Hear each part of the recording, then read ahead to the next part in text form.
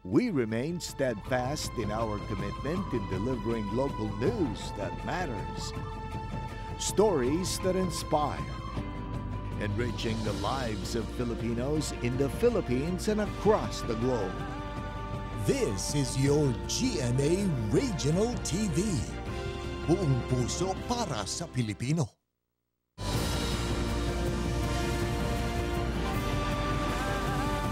Ito ang GMA Regional TV, One Mindanao.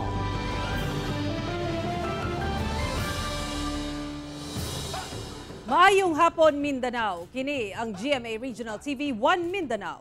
Hatod namo ang pinakadago pinakauling balita sa Mindanao. Ako si Sara Hilomen Velasco. Live gikan dinhi sa GMA Davao Complex. Cyril Chavez, live gikan dinhi sa GMA Cagayan de Oro Station. Efren Mamak live desde aquí na GMA Zamboanga Station. Tungod sa padayong kagubot sa nasod Israel, posible matud pa nga musaka ang presyo sa mga produktong petrolyo sumala sa Department of Energy. Butang nga gikabalakan karon sa ubang driver ug manindahay sama sa Davao City. Ani ang dugang detalye sa report ni Kent Abrigana. Sa nagpadayong kagubot sa Israel, nabati na ang epekto niini sa world market. Sumala sa Department of Energy Oil Industry Management Bureau. Miusbaw na ang global price sa petrolyo sa unang adlaw sa trading week nga naa sa $3 to $4 per barrel. Sa karon, ginasuta pa sa DOE kung paun sa makaapekto ang pagtaas sa world crude price sa local pump prices. Matud pa, kinahanglan pa nilang obserbahan ang lihok sa presyo sa krudo sulod sa usa ka semana. Apan karon pa lang, nabalakan ang pipila ka driver ug manindahay sa Davao City.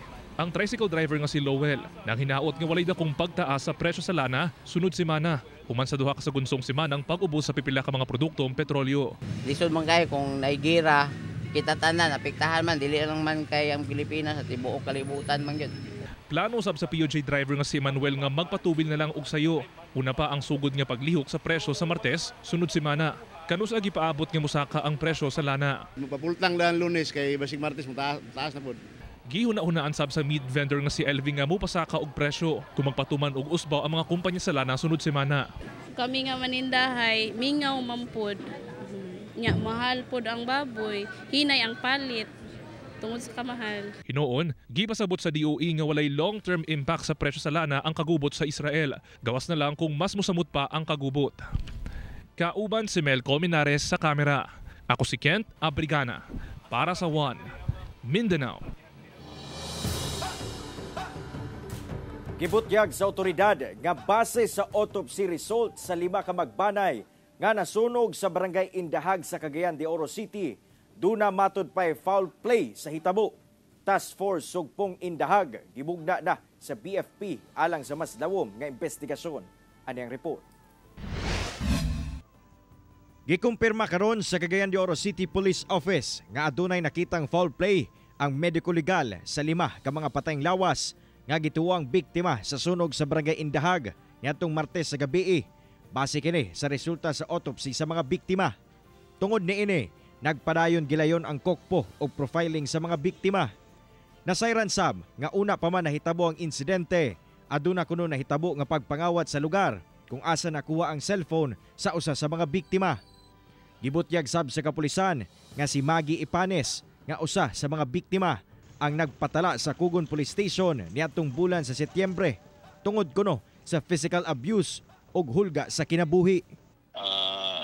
Ipahigayon niya po na to ang background investigation nga diin siya naibalaan nga nagpa-record sa abutan sa police station to nga siya biktima sa pagdagmal no ang violation na 9262 o bawsi. So ug napoy hadla sa iyang kinabuhi mao po ni atong gitutukan gyud sa pagkakaron no nga mga anggulo. Wala na mihatag pa og dugang impormasyon ang kapulisan sa mong blatter report. Labi pa nga posible kining makatandog sa investigasyon sa kaso. Samtang nagbugna na karon og Task Force Sugpong Indahag ang Bureau of Fire Protection aron mapadali sab ang investigasyon nga ilang gidahimo. Uban ang puwersa sa Kokpo padayon kuno ang case build up nga ilang gidahimo aron matagaan og hustisya ang mga namatay nga biktima. Ang atong District Fire Marshal Superintendent Ruel Gamo Bacasnot So siya gid mismo dayon ang nagpatawag sa atong mga naay background sa investigation, and of course headed by the station commander of Station 4 Nazaret Fire Station. Then naay mga tawo nga gipadala para gid aron sa ingon nga daghan magtutok ni ng maong panghitabo.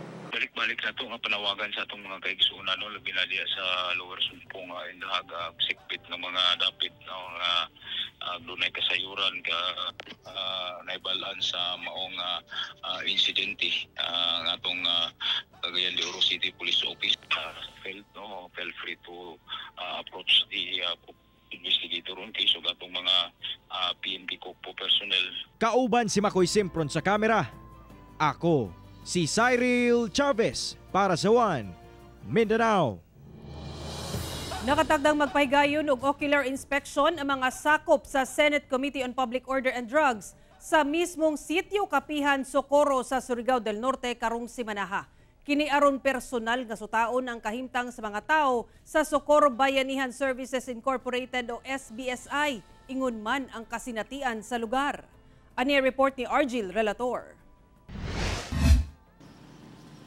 Human sa hangyo sa Socorro Bayanihan Services Incorporated o SBSI nga mismo ang mga nag-iimbestigang senador ang muadto sa sitio Kapihan, Socorro, Surigao del Norte. Sumala ni Senate Committee on Public Order and Dangerous Drugs Chair Senator Bato de la Rosa nga nakatakda silang mobisita karong semanaha kauban sa mga miyembro sa komitiba aron maglusad og inspeksyon. Mag-conduct mi ng ocular inspection doon sa maong area. Then after that, magkaroon na naman kami ng another hearing. So ang hearing dito na buhaton sa Manila, sa Senado.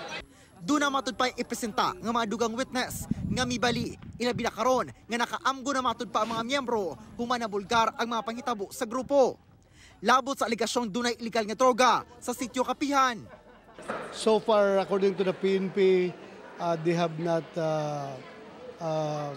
gotten any information that would indicate na mayroon talagang Shabu Laboratory doon sa loob. Kinahanglan matud pa ang pagkikalayon sa nagkadaiyang ahensya sa gobyerno aron mabalik sa normal ang kinabuhi sa mga tao ngadto sa sentrong bahin sa lungsod. Ilabi pa karon nga dunay mga pamilya nga wala nay kabalikang balay sa poblasyon human gipang baligya na. Una na gisuspende sa DNR ang kasabutan din gihatagan og pagtugot sa ahensya ang SBSI nga atimanon ang sitio Kapihan nga anaa sulod sa protected area. Kahinumduman nga nagpatawag og Senate inquiry human gibutyag ni Senadora Risa Hontiveros ang nadawat nga reklamo labot SBSI sa aligasyong child sexual abuse, pugsanong pagpakasal sa kabataan ug uban pang kalapasan sa tawhanong katungod ubos sa pagdumala sa 22 anyos nga presidente sa maong grupo nga si J. Renz Kilario, kinsa ana karon sa kustudiya sa Senado samtang nagdagan pa ang investigasyon. Kauban si Melchor Awing sa kamera. Ako si Argil Relator para sa One Mindanao. Upat ka commercial stalls ug tulo ka mga balay ang nasunog sa Tupi, South Cotabato. Ano ang report ni Abby Caballero?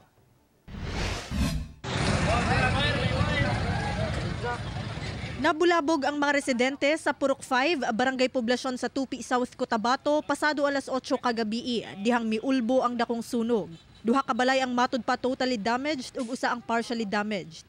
Samtang anaa sa upat ka commercial stall sa motor shop ug vulcanizing shop ang naugdaw sab. Kapin 4 million pesos matud pa ang natalang danyo sa maong sunog. Isa sa reason dyan is yung applied materials and then yung mga naka-impact po doon na mga tanim katulad ng oil, mga motor parts, yung mga tires, mga gasolines na meron po doon sa mga establishments. Sumala pa miabot sa ikaduhang alarma ang sunog. Hinuon walay nasamdan sa insidente. Walang casualty at walang injuries. Mayroon tayong almost mga 40 students sa kabilang boarding house. In-evacuate kagabi. Dinala natin sa Barangay Poblasyon. Sa inisyal nga investigasyon, nagsugod sa usa ka commercial stall ang sunog. Apan ginatumbok pa sa kabumberuhan kung unsa gayod ang hinungdan niini. Ako si Abby Caballero para sa One Mindanao. Nagmugna na og Special Investigation Task Group o SITG ang Davao City Police Office kalabot sa pagkawala sa kasambahay nga nanarbaho sa usa ka kanhi Chief of Police sa Davao City. Ani ang report ni John D. Esteban. Hangtod karon, sukad Agosto 28, wala pa'y kita ang 21 anyos nga si Justin May Saldua. Si Justin, kasambahay ni Police Major Michael Oyangguren, kinsa kanhi Chief of Police sa Turil Police Station. September 29, dihang girelieve siya sa pwesto aron dili maka-impluwensya sa ginapahigayon nga investigasyon. Ang Davao City Police Office nagmugna na og Special Investigation Task Group o SITG Saldua. Gimugna ang SITG aron mas mapalawman ug mas kuti nga maimbestigahan ang pagkawala ni Justin May Saldua.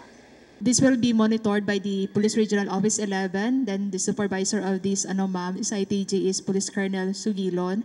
And then the commander is Cesar Lupas. Then ang update nato sa kaso ma'am is napagyuta sa pagpangita aning house helper. Una nang giingon sa mga ginikanan ni Justin nga nahilabtan ni Major Oyangguren ang anak una pa kini nawala base usab sa sumbong ni Justin sa iyang iyaan pinaagi sa ilang panagstorya sa Messenger. Si Major Oyangguren ana sa kustodiya sa Regional Personnel Holding and Accounting Section sa Police Regional Office 11 samtang nagpadayon ang investigasyon. Wala na siya kanang designation. So sa pagkakaroon under monitor siya sa atuang Police Regional Office 11. So dito siya sa atuang Regional Director. Okay. Para sa pagkandak og kanang investigation, wala siya ingon nga biases. Usa sa ginatutukan sa SITG ang pagkuha og kopya sa CCTV footage sa lugar kung asa uwahing nakita si Justin. Daan ang giingon sa inahan ni Justin sa interview sa GMA Regional TV nga sumala sa iyang pagpangutana sa amo ni babae, gipasakay kuno sa anak ni Major Oyangguren si Justin og taxi sa Turil. Kauban, si Jojo Solarte sa kamera. Ako si John D. Esteban para sa One Mindanao. Nitambong si Presidente Ferdinand Bongbong Marcos Jr. sa inaugurasyon sa world-class controlled climate poultry farm sa lungsod sa Hagonoy sa Davao del Sur. Atong saro ng detalye nini sa live report ni Argil Relator. Argil.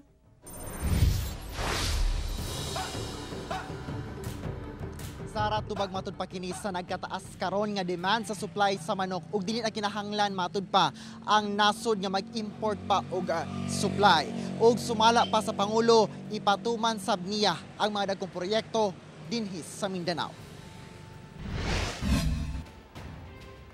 Personal nga gibisita ni Pangulong Ferdinand Bongbong Marcos Jr. uban si San Miguel Corporation President and CEO Ramon ang mga pasilidad sulod sa world-class controlled climate poultry farm sa Hagonoy, Davao del Sur. Dunay 28 ka farmhouses ang maong complex nga kayang makaproduce og 80 million ka manok o 200 million kilos live weight sulod sa usa ka tuig aron makabot ang demand sa mga konsumante sa tibuok Mindanao. Kung mahimo na kining fully operational sa sunod tuig, ang Hagonoy na ang pinakadakong producer og manok sa tibuok nasod. Gawa sa pagsiguro sa food security sa matag Filipino, maka-generate sab kini og sobra libo nga trabaho. Sumala ni ang tubag kini sa plano pa lang ni Pangulong Marcos niadtong ni kandidato pa lang siya. Sabi niya, hindi tayo dapat manatiling mag-i-import ng baka, baboy, manok at isda. Ramon, tumulong ka at 10 ng mga ibang businessman, tawagin natin lahat, magtulong-tulong to produce and make our food security happen. Gipahayag ni Pangulong Marcos nga masolusyonan sa maong poultry farm ang nagasaka nga demand sa poultry products sa rehiyon ug sa tibuok nasod. We can no longer depend on the informal production of food in the way that we have depended on for very, very long time. We have pushed very, very hard to make sure that in the Philippines by itself, we are able to feed our people. And we are showing, facilities such as this are showing the way how to do it. We must industrialize our agriculture. Gisiguro hinuon nga dili niini maapektuhan ang backyard raising kay himuong partners ang lokal nga komunidad aron mabalanse ang kalambuan. Tutukan sab sa Administrasyong Marcos ang pagmenos sa epekto sa mga sakit nga moigo sa agriculture sector sama sa Panama disease sa sagingan ug avian influenza. Meron na palang bakuna ang avian influenza. So mag-a-acquire na tayo ng avian influenza vaccine.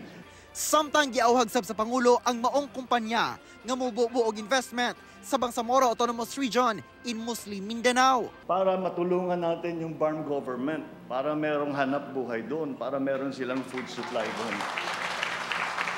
Para lumakas na yung kanilang ekonomiya, and that will help the stability in the Barm region. Suportado sab sa administrasyon ang panawagang pagpreserba o konserba sa Mount Apo ug ang pagpatuman sa Mindanao Railway Project. We are working on phase 1 of the Tagum-Davao-Digos segment of this ambitious endeavor to jumpstart interconnectivity in Mindanao. Sara balik sa isgutan ng poultry farm ugaling musaka na ang supply sa manok.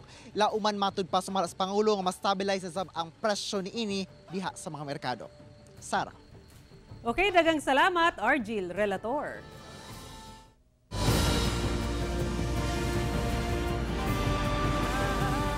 Ito ang GMA Regional TV, One Mindanao.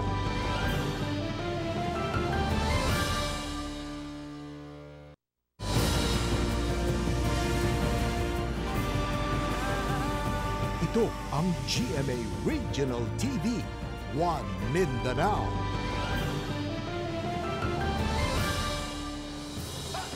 Usa ka unattended baggage duol sa Lagaw Public Market sa General Santos City ang naalaang bomba. Ani ang report ni Abby Caballero.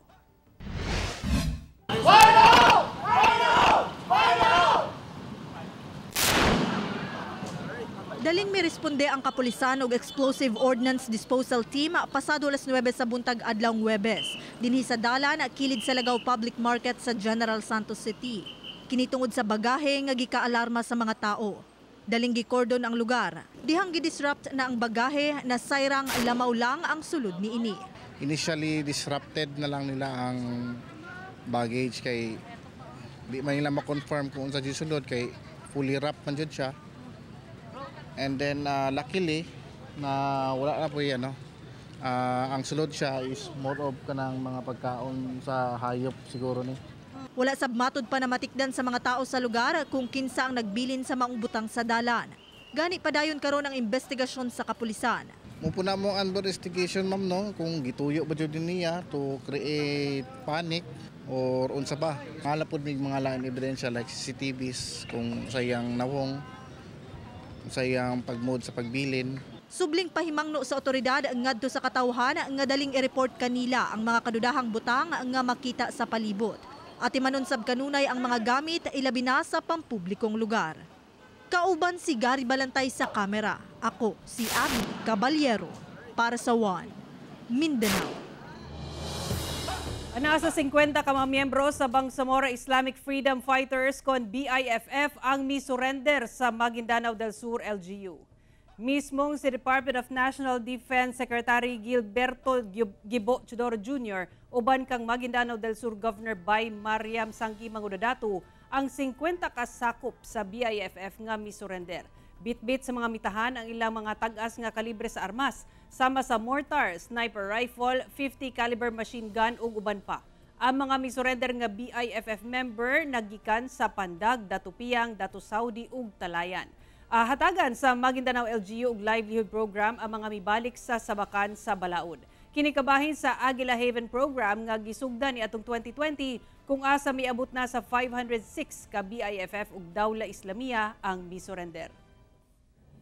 Hindi imposible that we can achieve peace in the area as long na magtulong-tulungan lahat. Ito ay magandang example ng local peace process, localized peace process. So, pwedeng gayahin ng ibang lugar ito kung ang situation nila pareho sa Maguindanao del Sur. Patay nang napalgan og dunay mga samad dinunggaban sa lawas ang 24 anyos nga lalaki sa General Santos City. Dunay person of interest ang kapulisan apan ginasuta pa ang motibo sa pagpatay. Dugang detalye sa report ni Abby Caballero.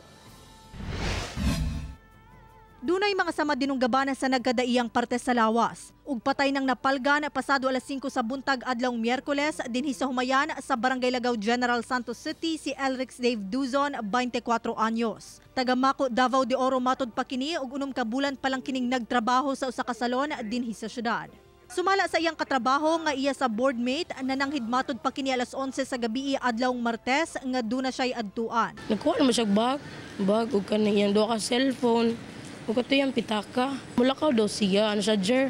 Ikaw sa ako. Anak ko asa di ka, nakoy adtuon. Muna tulas. Wala kong kaway kay dayo lagi midiriya. Matod sa usa ka residente sa lugar, kung asa napalgang patay ang biktima, duna siya'y nadungog nga nangayog tabang alas 12 sa gabi ni adtong Martes. Murag nagkaanam kay kaawp ang iyang tingog. Mura siguro to, nabugtuan na siguro to siyang ginhawa guro. Tabang! Mura na iya ha. Mura dito. Nakitaan ako na isa madri sa iyang kamoto dako kaayo. Tapos ang diri sa iya liog na apoy dugo. Nakamas manggod siya. Makita nimo diri lang part niya. Sa investigasyon sa otoridad, nawala ang bag, duha ka cellphone ug pitaka sa biktima. Ginasuta pa nila ang motibo sa krimen. Hinuon duna na sila'y person of interest. May person of interest na kami na ginapalo up kay yun sa mga kauban niya na anak siya na-meet na lalaki.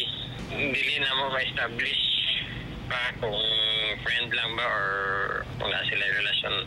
Kauban si Gary Balantay ug Bong Vicencio sa kamera. Ako si Abby Caballero para sa One Mindanao.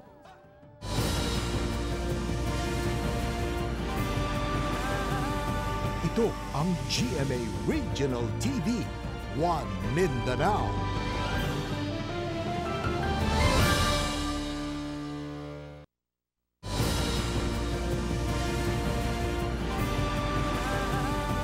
Ito ang GMA Regional TV, One Mindanao.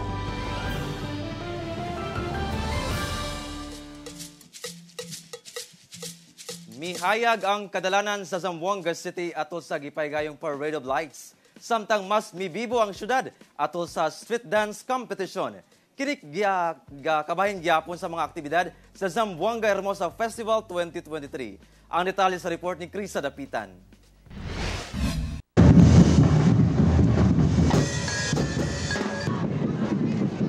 Nahimong bibo ang kadalanan sa Zamboanga City dihang gipahigayon ang street dance competition nga lakip sa mga aktibidad sa Zamboanga Hermosa Festival 2023 adlawng Miyerkules. Gisugdan kini sa maanindot nga mga sayaw ug musika sa parada. Viva Hermosa! Hermosa Festival! Taod-taod, mihataw na ang mga partisipante sa street dance competition.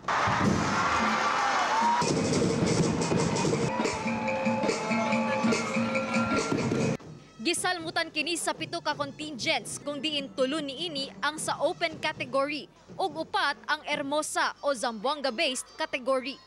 Libuan ka mga Zamboangueño ug turista ang misaksi sa mga kadalanan ilabi na sa Joaquin Enriquez Memorial Sports Complex o Grandstand kung asa gipahigayon ang Grand Showdown. Gani ang street dance competition ang usa gayon sa ginatangan sa mga Zamboangueños matag selebrasyon sa Zamboanga Hermosa Festival. Wala mi gamahay kay nindot kayo og very colorful ang ilahang mga pasundayag diri sa Zamboanga City. Proud kasi vivo ulit ang Zamboanga and we're so proud to be a Zamboangueño, especialmente ben festive gada celebration. Gideklarang kampiyon sa open category ang Maria Clara Lobregat National High School. Our champion, Maria Clara Lobregat National High School. Ug sa Hermosa category, ang Southcom National High School. Congratulations to Southcom National High School! Nakadawat og tag 500,000 pesos ang duha ka winning entries.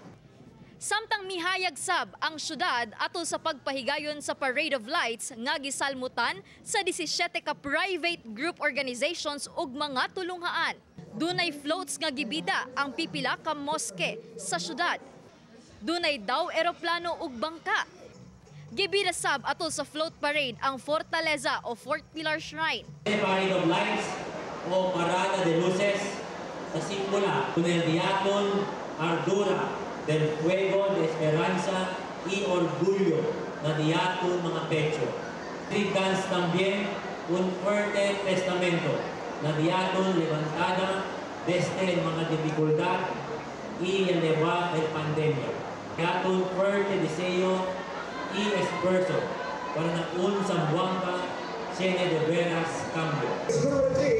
Nahimong kampyon ang entry sa Arena Blanco National High School kung diin gipasigarbo ang Plaza Pershing nga usa ka historical landmark sa syudad. Kini nagpakita nga ang syudad de Zamboanga adunay mabulokon gayud nga kultura ug tradisyon nga angay ipasigarbo. Tuod man, este un celebrasyon de colores. Ako si Krisa Dapitan para sa One Mindanao. Usa ka tulay sa Monte Vista, Davao de Oro ang gipasiradan una tungod peligroso na matud pa sa mga motorista. Sa impormasyon nga nakuha sa Super Radio Davao, giabisuhan sa Provincial Government sa Davao de Oro LGU ang mga motorista nga likayan una ang pag-agi sa Mayaon Bridge nga naimutang sa Barangay Mayaon, Monte Vista, Davao de Oro. Girekomenda nga isirado ang tulay tungod migawas sa gihimong inspeksyon nga dili na kini luwas sa publiko. Dako kuno posibilidad nga mahumno kini tungod huyang na ang pundasyon. Sa karon gawas sa mga sakyanan gibawalan sab ang mga tawo nga moagi sa maong tulay.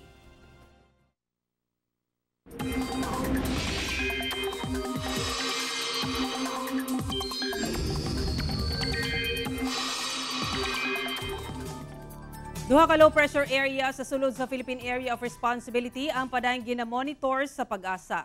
Samtang LPA ug localized thunderstorms ang magdala og mga pag-ulan sa Mindanao. Ang unang LPA anaa sa 860 kilometers sidlakan sa Eastern Visayas. Sumala sa Pag-asa, ubos ang tsansa niini nga mahimong bagyo ug posible gihapon nga muuban sa Super Typhoon Bulaven sa gawas sa PAR. Samtang ang laing LPA na matikdan sa 135 kilometers sa kasadpan sa Coron, Palawan. Sumala sa Pag-asa, posible kining mugawas sa PAR sa weekend ug ubos ang tsansa niini nga mahimong bagyo sa karon. Tungod sa LPA ug localized thunderstorms, ulanon gihapon ang dakong bahin sa nasod. Base sa datos sa Metro Weather, dunay kusog nga mga pag-ulan sa Caraga ug Davao Region. Ulanon sab ang Zamboanga Peninsula ug bangbahin sa Soc-Sargent. Busa mahimong alerto sa posibleng pagbaha o landslides.